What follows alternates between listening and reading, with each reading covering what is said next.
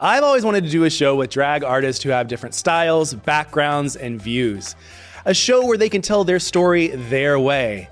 And in a perfect world, I join in on the conversation. This is that show. We call it Exposed.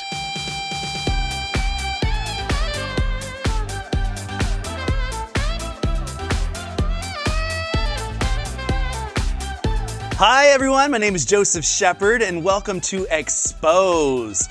It is a new season and we are chatting it up with some of the most famous drag queens all over the world. And today we have the absolute privilege and pleasure of chatting with the Cuckoo herself. It is Miss Cynthia Lee Fontaine. Hey, how are you? So good. We've been trying to do this for 900 years. Oof, baby. Prehistoric time. I know. But we made it today. We made it happen. We made it happen. You've been having a lot go on recently. You had your hip replacement surgery. Yes. How are you feeling? Are you feeling new? I'm doing amazing. No pain. Walking around, exercising, exercising this too as well, the mouth. But I'm doing incredible. I think it was the right choice because it was almost like a year and a half that I was in pain constantly. And I was working at the same time.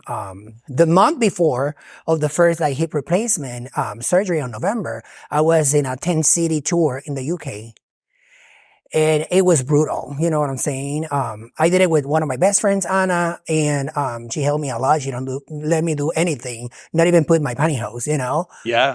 And that was a huge support beside the support that I have from my boyfriend, Armando. So, but after that, the recovery being just so successful, no pain. I've been doing fantastic, to be very honest with you. That's so good. And I'm glad that you're feeling it. You're feeling a lot better. I know that you have had a pretty, health-wise, it's been a difficult few years. Yes.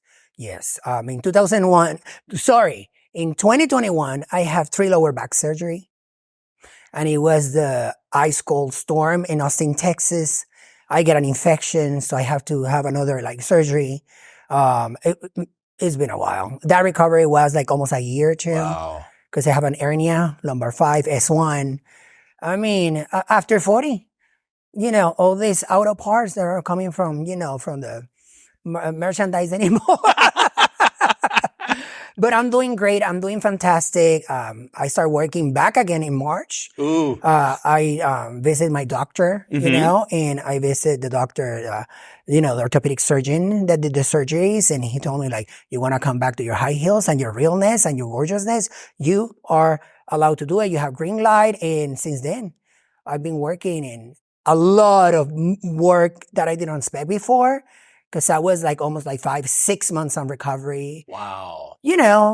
Us as an entertainers, as a drag queen, just come back to work and come back to track. You know what I'm saying? It's a process. But with me, floating emails and, possible gigs and engagements and appearances, it was amazing. I was watching, when I was researching you, they had a best of Cynthia Lee Fontaine on YouTube. You probably know it. And I did not know how many times you said the word cuckoo. I literally was 1, 2, 3, 4, so you too start making inventory. Oh my God. You are a dedicated fan, honey. Dedicated fan. You had your phrase, you had one of the phrases before, a Vanjie phrase. You had the OG, my cuckoo. You had the OG phrase. Well, listen, I learned this from Changela. Hallelujah. I learned this too from Alisa Edwards. Yes. Well, I'm still working on that, but I think it's about make the TV show more fun and presentable ourselves, especially in my case, my branding, my personality, and it's part of my daily living, So, but yeah, I think maybe I'm the queen of the phrases, maybe. Yeah, I think that you are. Especially from that word, it's copyrighted already. It's registered, so we're good. So I want to get into your life. Let's start. You were born and raised in Puerto Rico, right? Yes, correct. What was it like when you were a child? What were you like? Well, I'm an 80s baby. I was born in 1981. So a beautiful era, just to being like a kid and enjoying my childhood and having the opportunity to know a little bit more when I was growing up. So it was a very happy childhood, with my mom, even if I came from a divorce, family, I always, always, always had the opportunity to interact with both of them. And I live with my mom, of course. And then my dad, the weekends, we go to the movies or to the beach or outdoors, So it was a very exciting and it was a very happy, childhood. And I grew, between two families that they are very spiritual and religious too as well. From my dad's side, they are Catholic. From my mom's side, they are Adventist. Okay. So always, spiritualism and religion is always was present over there. And especially for my grandma, from my father's side, that she passed away a couple of years ago, I learned how to pray. I learned how to be grateful every morning. She teach me how to say, affirmations in front of the mirror. And she always tell me like, you are a good boy. Always tell that to yourself because you are. And don't forget to say that every morning in order that you can continue the rest of the day, happy as possible, even of the obstacles that you can maybe face, because not every day is going to be a happy day. Yeah. But always do that affirmation and ensure that you are confident with your own self and you're happy. So all that environment, my mom is a hard worker. She is and still the military of the family. She's the one like, hey, you did this, you did that, everything's okay. And then from my dad, it was the fun, the adventures, going outdoors, So I have a good balance, So I think my childhood was extraordinary good and very happy. And I think that determined the personality and character that is talking to you today. Yes. And people get the opportunity to see on the TV show for 2 years. And I'm glad that people get to see that. Yeah. I love too that you said that your grandmother kind of like taught you like confidence. Yes. That, because you surely had confidence in both season 8 and season 9. Thank you. And I think that is also a big thing about why you were so successful, is having a confidence in yourself, but making it fun.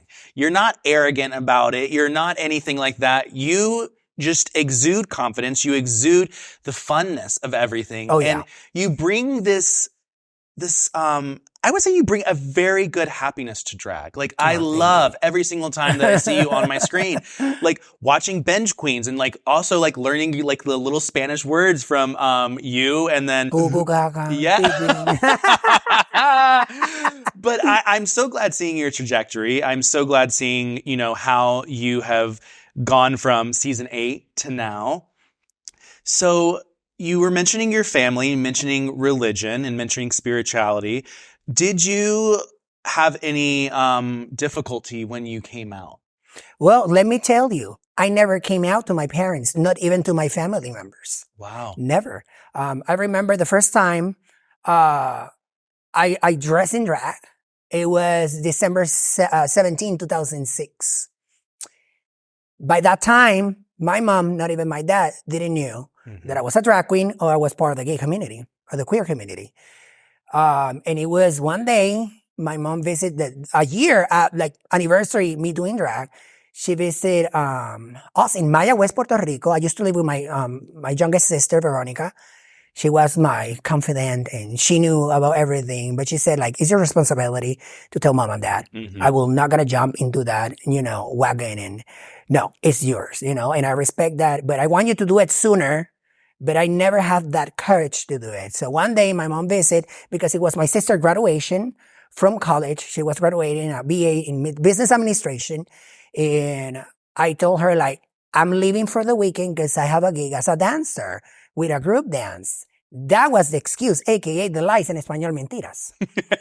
Don't lie. Thank you. Or hide that information. You don't need to hide that, And then I left my suitcase when I came back. I used to work in a hospital and then it was next to my bed because my mom was staying in my room. So I leave it easy for her, And then when I came back, the suitcase was open. It had a picture of me in drag and it had the prosthetic, breasts that I used to wear back in the days. And she said so I have to find out 2 things in once, that you're a drag queen, but also you're gay. And eventually, it's been a process, It's been a forgiving process. It's been a process of healing But one of the conversations that we have, actually, when I was on season 8, she told me, like, I was not mad at you because you were gay. I was mad at you and I was upset at you because I thought I was your best friend. And you hide this information from me. That means that where was our friendship? Because she was like, I'm your mom, but I always encourage you to be my friend. So that was the only thing. So, of course, I asked her for forgiveness and everything. And now she's a pro mom. Everywhere that she goes, I'm Mother Cuckoo. I'm not Maria Mercedes, I'm Mother Cuckoo, So, one thing brings another one, like a Shane. And I'm very proud to say that today, like, she's, accepting and she respects what I do. And she knows that everything that I do is with a purpose, like a positive, beneficial purpose, not just only for me, but for a community that I'm part of. Yeah. So that made me very happy. I love, it seems like your mom and my mom have a very similar way of how they went about us coming out. So when you said that, I was like, I never thought about my mom being my best friend and me not telling her something. And that was a big thing. My mom was my best friend. I would chat with my mom all the time. And then I didn't come out to her, but she took it so negatively because of the fact that I didn't say anything to her. I wasn't open with her. So you have a very similar testimony and experience. Yeah. Because we talk about everything. Yeah. Like, Mom, this happened to me at college, Mom, like that, it was like, but then myself, I secluded myself and isolated because certain way for us, in my case, in my personal case, I knew their point of view, their values. So I respect that. So I was like, I was not feeling part of that dynamic because I was looking myself for my niche and also to understand my identity, sexual orientation, gender predisposition too. And I was afraid for the rejection. And that happens to a lot of us. You know what I'm saying? But after everything was out, it was a little bit difficult, the first like 5-6 years after, the information was out. But then up now, I mean, even like she texts me, like, I like that dress, mijo. That other dress, you're showing too much, El Cuckoo. Take care. So she's like, get involved a lot with what Cynthia Lee Fontaine represents, as a character, as an entertainer too. And even she went to my drag shows. That's awesome. Yeah. And it's awesome that she saw you on season 8. And like you said, she kind of understood finally like what your career is. Yes. And she got to see through you what she's taught you and everything. And I think that is a very important thing for us as a queer community, because sometimes we may not be accepted by our family or our parents, but it is seeing that excitement from your children, seeing what they love to do and being able to be like, you know what? I helped with that and now I can understand them. Oh, yes. Well, you ended up moving to Texas in 2008? Yes, correct. So what was the inspiration behind the move? Well, the inspiration was my mom and my stepfather moved from Puerto Rico to Texas 4 years before me. Okay. And I'm like, that was the first motivation. But one of my biggest inspiration, I am till today, rest in peace, huge fan of Erica Andrews and the Texas drag. Very competitive, beautiful drag from head to toe, polished, a lot of pageantry that are recognized still today.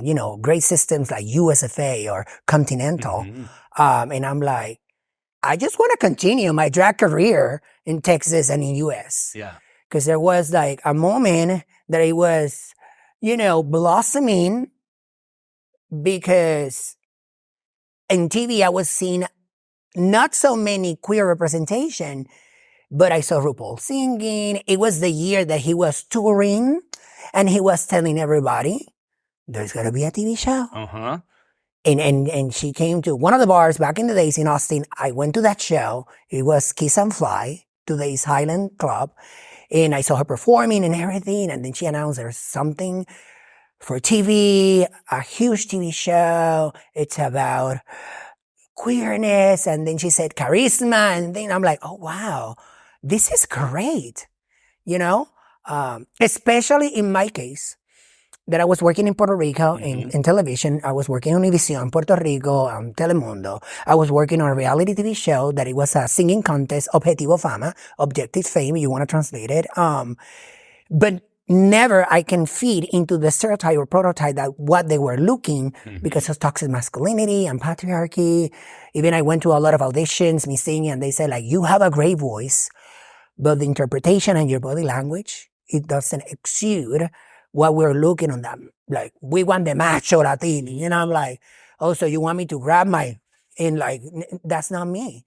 Until I found drag, and drag opened the doors of the opportunity for me to incorporate my talent as a singer, as a dancer, into this beautiful character that you see today after 17 years in drag. And I'm very excited. And then when I moved to Texas, I see these gorgeous, beautiful individuals. I met Erica Andrews, Kelly Klein from Austin, Texas, Jenny McCall, rest in peace, Tommy Ross, Aisha. I get to see Aisha O'Hara, performing, Alisa Edwards, all this great, amazing, big family of entertainers from Texas. And I'm like, okay, I need to continue. I need more, I mean, I'm glad I made that move. I think it was the right time. The universe was telling me, this is your moment. You have to move. And I'm always that way. I'm a person that takes risk. Always not being afraid of anything. Let's jump the waterfalls. Let's do it. Let's do it. So you end up on season 8 of RuPaul's Drag Race. Had you auditioned before? Oh, yes. For season 6. And I'm glad I did not get cast. Because that season was very competitive. That was a very competitive season. It was competitive. Bianca, Dor, Courtney, Darian Telemanto, Lake. Yeah. I mean, you name it. April. Yes. And today, all of them are successful in their own way. They are very popular. It's just incredible. So I'm like, and I remember this. I'm going to tell you this tea to you. I think I don't tell before in other interviews because I like you. I love it. But I remember I sent my audition tape for season 6 and I get an email.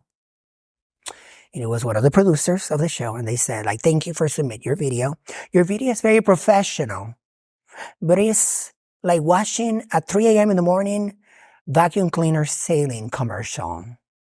AKA was boring. And it said on the email, we would like to see that energy and that personality that you show at the Super Sundays Diva show every Sunday. I was like, they're stalkers.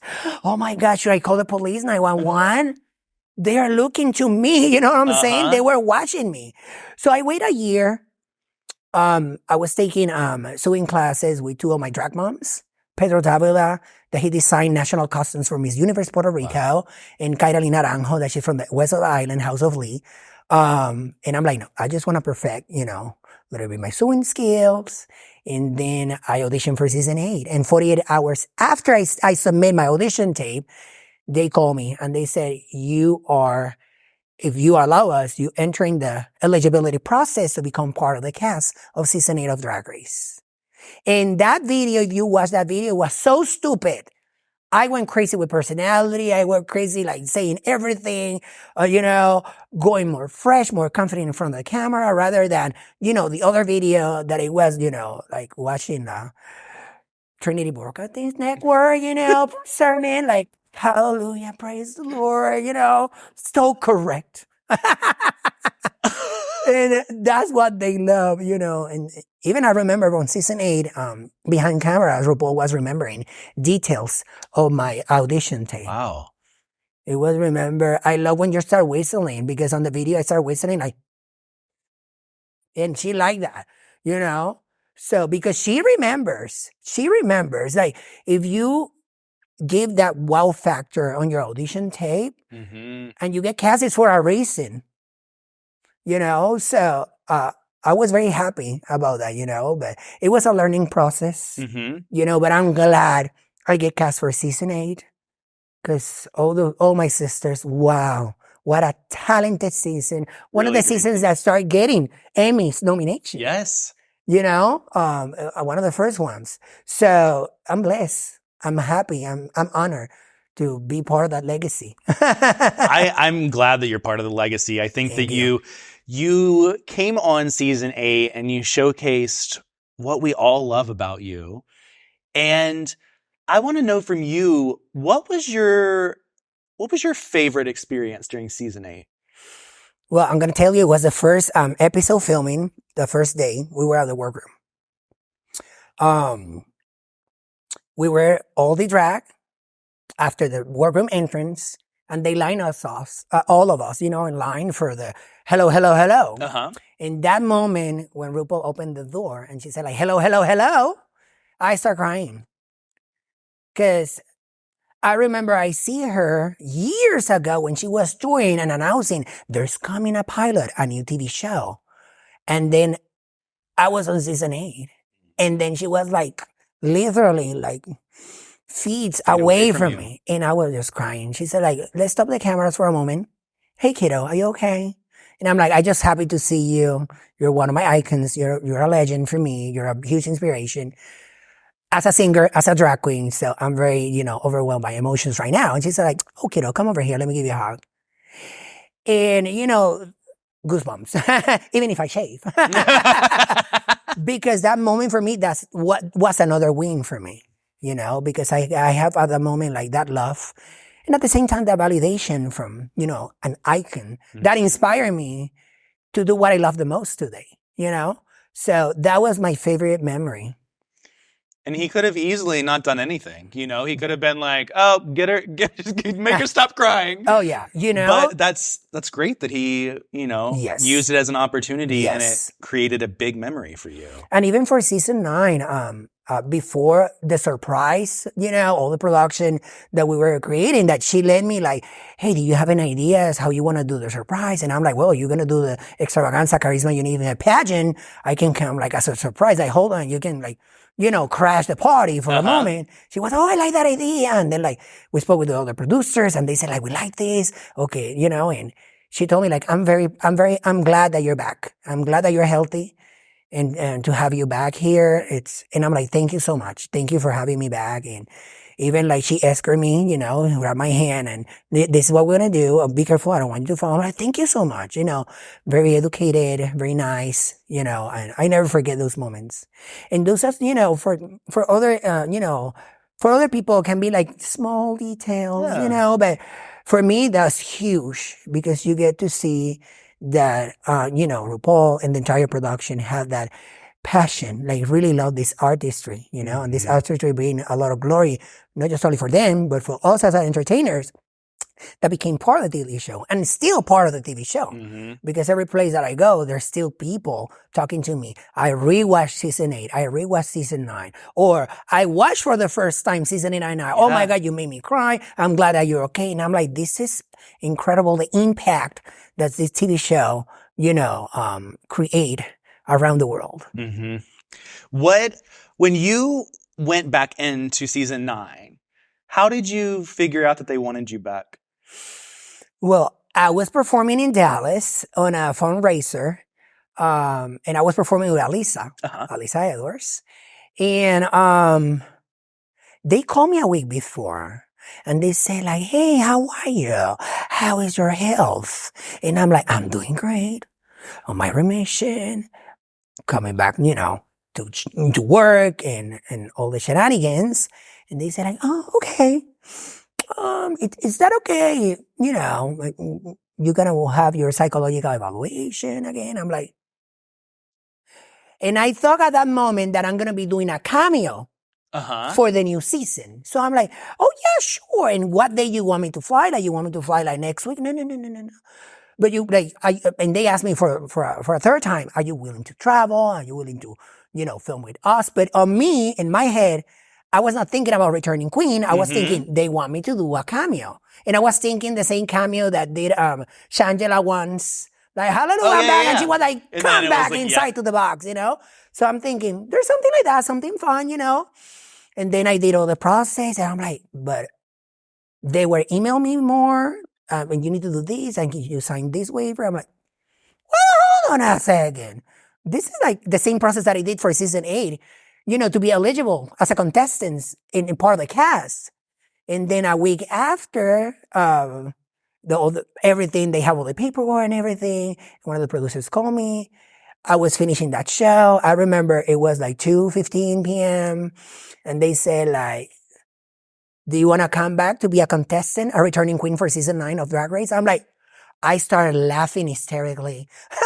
I was like, what? I thought that you want to come, you. What? This is crazy. You know what? I say yes. In the same amount of time back in the days I used to have for prepare, that it was 2 weeks and a half. They said like, well, start preparing, you know? And I'm like, I'm not going to tell anybody. I'm coming back to Master Chef. I need help. You're welcome. I'm going to do chalupas for my life. Chalupas for your life. And let me tell you, that was the lie. People were like, where are you? And me to be, feisty and spicy, I was like, I'm going to Master Chef. Doing what? Chalupas for my life. And let me tell you, some people that was close to me, they believe it. Some were like, girl, we know. You're hiding, but we know. Oh, but that was the process. And my laugh, it was like laughing because I'm like, life is giving me more opportunities after me facing liver cancer at stage 1, me remission, and boom. And it's the same feeling that I have this year when I was recovered from my hip surgery too. All the opportunities and all the projects and all the traveling back again and all the love. I was like, wow, But yeah, that was the experience. You end up on, like I said, you ended up on season 8 and season 9. And I have all the girls that come through talk about exposing something that happened behind the scenes that you wish would have made it to camera. Is there anything that happened that you really wish that the world could have seen? I don't know if you remember, they did just only on season 8, the Shade 3. Oh, the Shade 3. Yeah. I know the only footage that they show, I think, was Chichi. Yes. I was on that Shade 3 too. But since I was so nice, I think that's why it doesn't make it to the episodes or to the season. Because I was not shading nobody. I'm like, I don't want to shade anybody, but I just want to say that I miss my family. But I'm here competing and showing this to the whole entire universe, That was the only thing that I wish it was shown on the season of the TV show, Because they put that in there and then they took it out. It seemed like it was like one and done. Yes. And even like, well, my other sisters were like, I'm not going to sit on no damn tree to do shade, whatever. I can tell you the shade in front. We have Bob the Drag Queen, Torty, Acid Betty, all over New York. They like face to face, like tell the truth. You know what I'm saying? So I think it doesn't work for our season because we were real. Yeah. 101, all of us. So, but yeah, that was the only thing, the Shade 3. Do you think like maybe if they bring that back, the girls, new generations might probably use them, the Shade 3? I don't think so. Because the way I look at it, I feel like everybody's becoming too nice now. And what I mean by that is that I think everybody is very on their toes about what they say, what they don't say, because the fandom, as you know, they can come at you for anything. So I feel like the past few seasons have been very tame. So I don't think that they would. But if they cast some girls that are not afraid to speak their mind, I think it'll be great. Yes. You know what? Talking about the fandom, I don't like to generalize because I feel it's a sector or a group that doesn't represent the rest of the real fanatics that really, truly support all of us, and it happens to you too as well, since you are one of the, persons that, interviews, in a correct, in a nice way, respectful way. I feel that there's a group, just only a small group, and I feel patronizing whatever any girl said publicly on social media and then criticizing them or crucify them is unnecessary, I know we have now the cancel culture.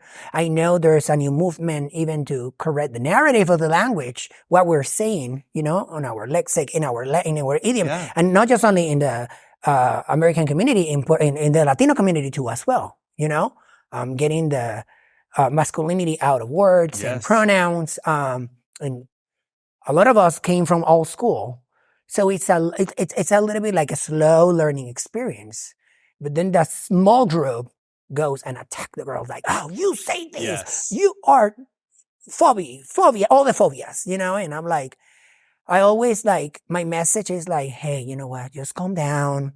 It's a learning experience. I don't like to justify for nobody, but I try to see the situation in a whole picture. And I'm like, this is a learning experience for a lot of people, you know? Even I was talking with family members and it's like, I work for customer service or I work at school.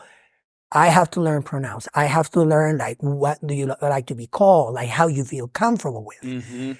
But I came from the old school, so it's hard for me. And sometimes I make the mistake and I feel that I'm judged or, you know, point at it. And I'm like, that's my message to everybody, you know, just nice and relax. See the good, you know, in people and stop like, you know, attacking and judging, you know, because at the end of the day, like we're human beings. We're not perfect and we're trying. Yeah. And you said too, right there, you said that, you came from a different age. And I think that that's very important because I never thought about this. I produced Jinx's podcast. And the other day, Jinx was talking. Good. Congratulations. Oh, thank you. She was talking about how back in the 90s, like the late 90s, when people started accepting, you know, queer people more and started accepting LGBTQIA plus individuals, television shows and stuff would use, you know, the T slur or words because they were trying to be innovative. They were trying to show that, oh, you know, we're inclusive, we're this and that. But if you look back on it now, we're going to say, oh, that was inappropriate. So there are moments where people think they're in the right in that time frame. And then years down the road, 20 years down the road, it's totally different.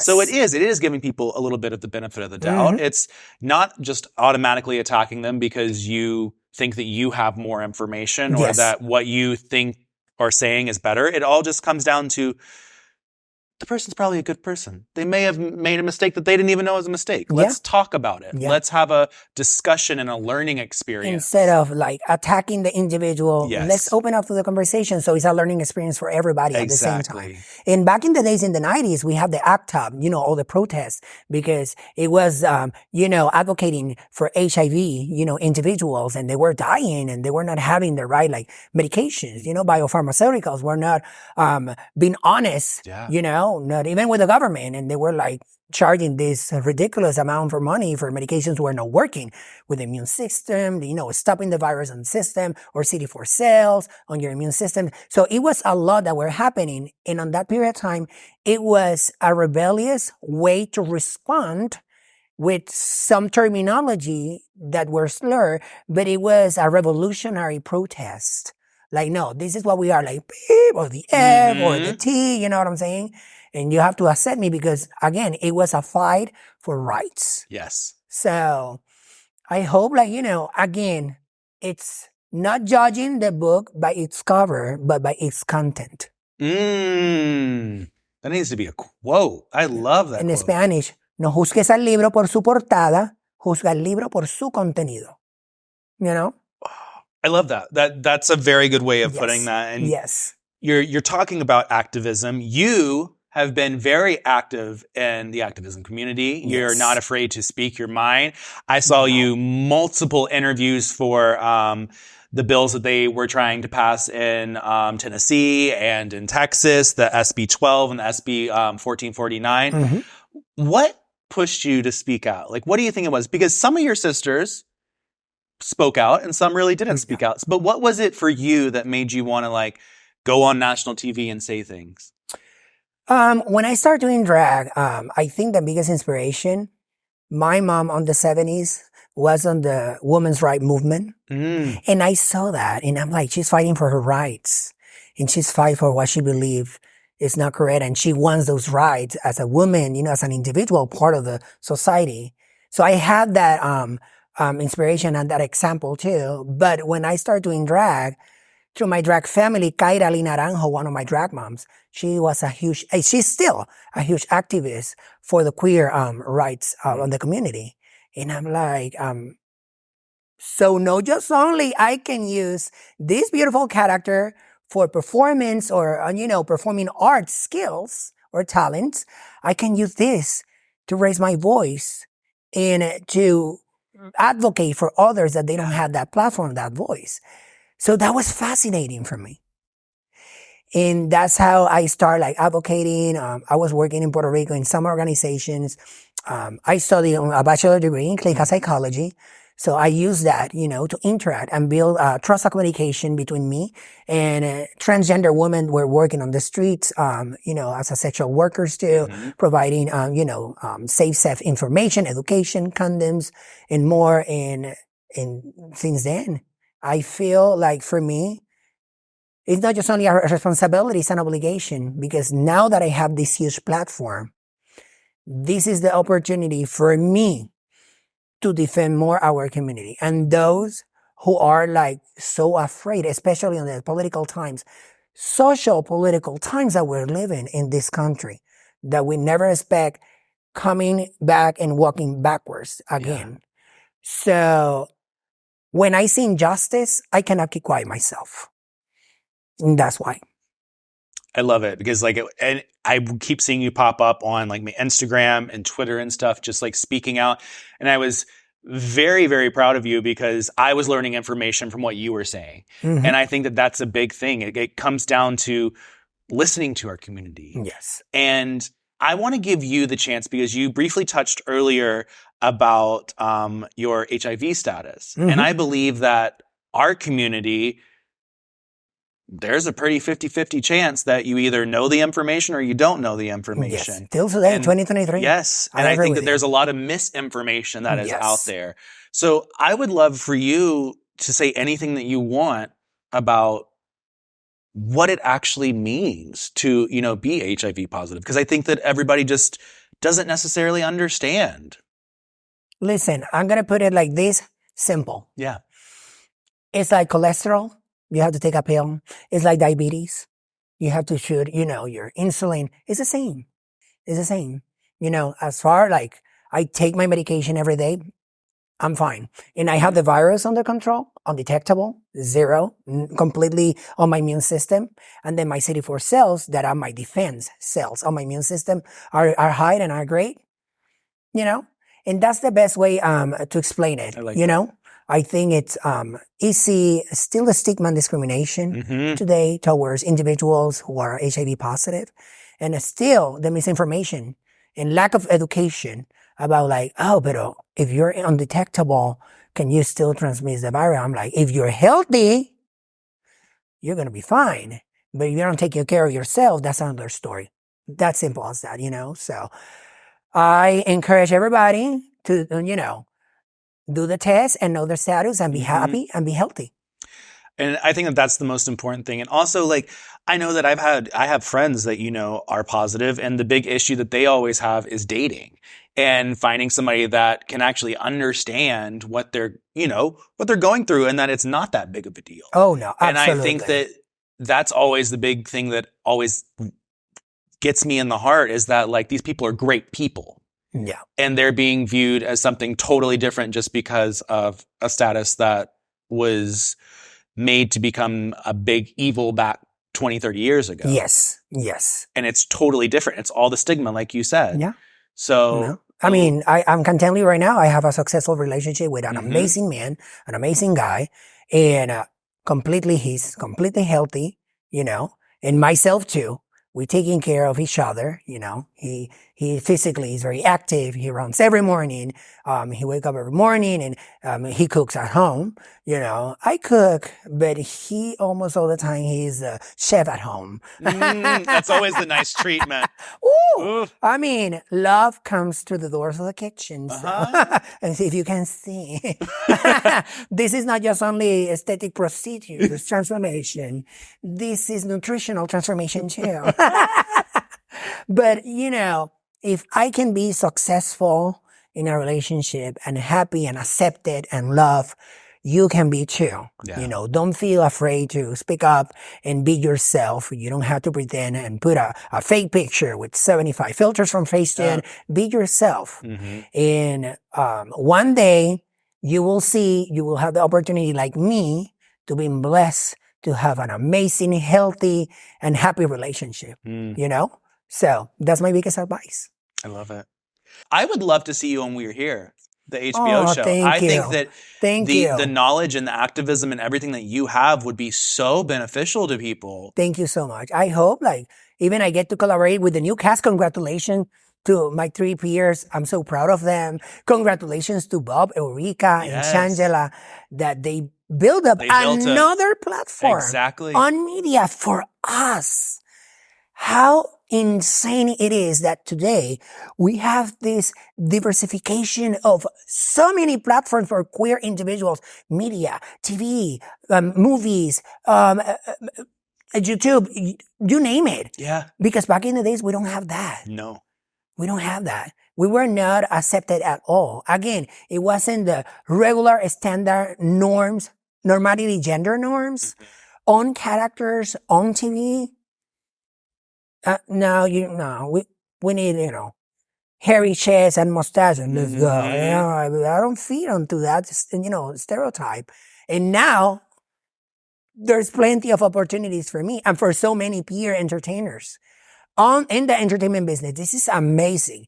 So we have to celebrate that, So, for the 3 new girls, Sasha Velour, Priyanka, Jada Essence Hall, congratulations, girls. Thank you for giving that continuity, for that big platform for us to have the opportunity in the future to become part of that experience too as well. Well, we're speaking into his existence. Let's throw it to the universe. En español, yes. Universo. Well, we are coming to the end of our beautiful interview, so I have a few more questions. Yes. What do you think the biggest misconception of Cynthia Lee Fontaine is? That I'm naive. That I'm too nice, and it's a concept of a part of the character that I am, as I'm sparkling and happy and joyful. And the times that we're living today with so much negativity, some sector, not everybody, but a group, might believe that it's just only a fake act for me to be likable and being relevant and continue part of the entertainment business, which is not.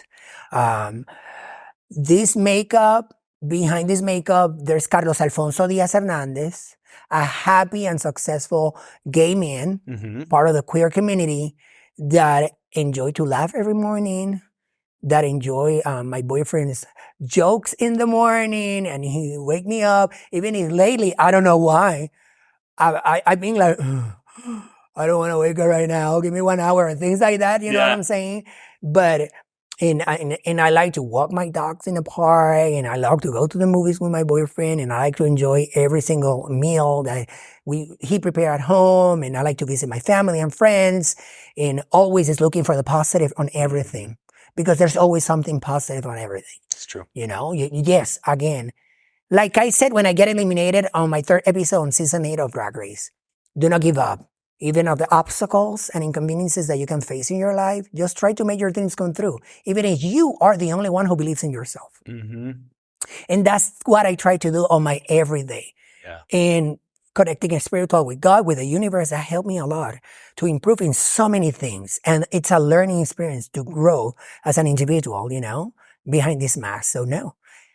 This crazy Cuckoo is in and out of the character, super cookie, crazy, and happy, and I'm not going to change for nobody in the planet. I'm going to continue sharing love, support, and laughs. Yes.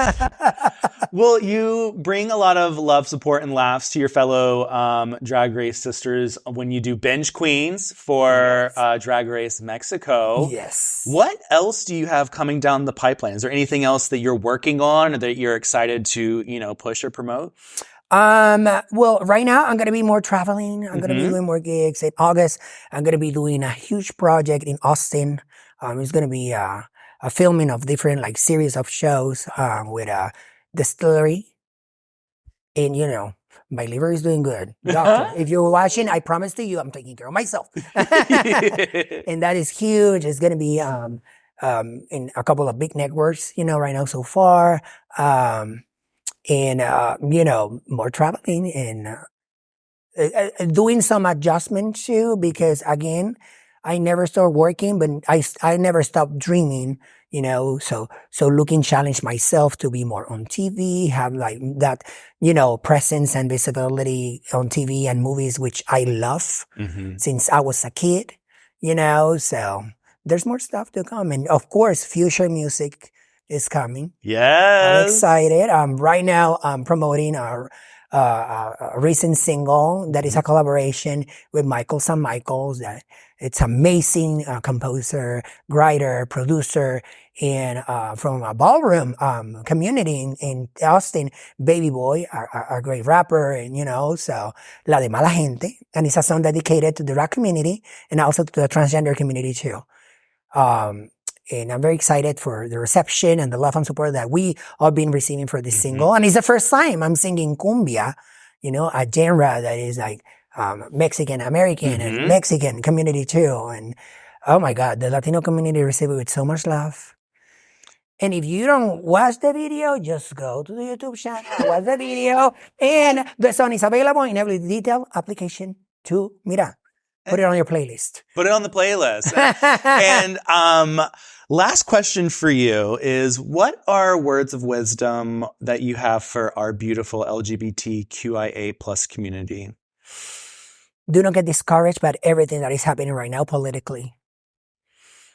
It's not the first time that we face this backlash. We have our pioneers. We have Marsha P. Johnson, Sylvia Rivera, also in Puerto Rico, Christina Hayward. And we have other icons and activists over there in Puerto Rico, Pedro Julio Serrano, even my drag family, Karen Naranjo, Luis Bosques. There's so many individuals, Ivana. There's so many individuals that back in the days they fought for what we have today. Even if we're facing this, step back, stay true to yourself in front of the line. We're going to win this battle. And I promise to you guys, and I guarantee you that I'm going to continue using my platform to advocate for our rights. So in the future, and I hope it's a sooner future, we get the opportunity to celebrate, to gather together and celebrate equality and acceptance the way that it should be. So don't give up. We love you. And I mean, it's not the first time at the rodeo for us to live this experience. We're going to get through this. And we're going to live our own truth with happiness and equality. I love that. Well, Cynthia, where can everybody find you on the social medias? Cynthia Lee Fontaine everywhere. And TikTok is Cynthia Lee Fontaine _. Okay. And on Twitter at Lee Fontaine. That's the only one, but the rest is Cynthia Lee Fontaine. Yes. Well, go make sure you check Cynthia Lee Fontaine out. She's also on Binge Queens, and make sure to check that out. I love a good Binge Queens. And the great thing too about Drag Race Mexico is that if you don't understand some of the references, if it is in, Spanish, then you do not speak Spanish. You guys speak in English. So yes, you do get that benefit of being able to actually know more about the culture as well. Yeah. So I am Joseph Shepard. This has been Exposed. Thank you so much. This is the beautiful Cynthia Lee Fontaine. Thank you. Until next time, bye guys.